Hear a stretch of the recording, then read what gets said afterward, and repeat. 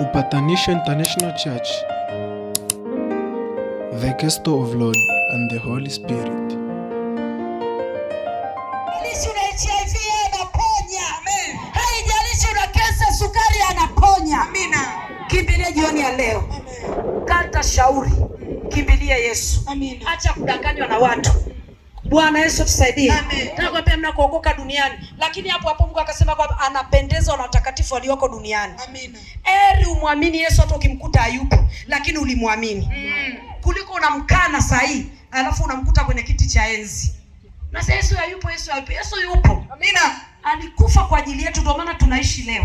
Amen. Bwana Yesu tusaidie. Alafu uzuri wa Mungu wetu, angalie elimu uliye naye. Akikuhitaji, angalia utajiri ulionao. Amen. Angalia maisha ulionayo.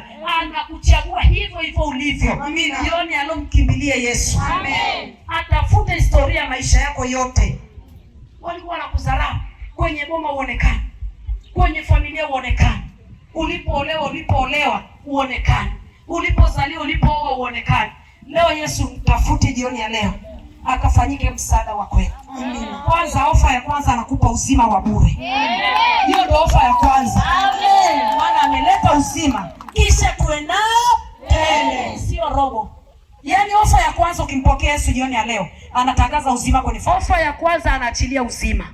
Yaani ndio uzuri wa Mungu wetu. Cha kwanza umempokea, anafanyika uzima. Amen. Anapita kwenye mwili, anaondoa na kangua.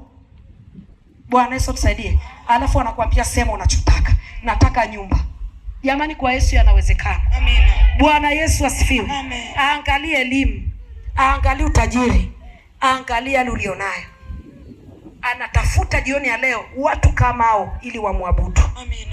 Yeye ni roho. Amen. Na wale kama Mungu ni roho, imewapasa watu hao kumwabudu Mungu katika roho na kweli. Amen.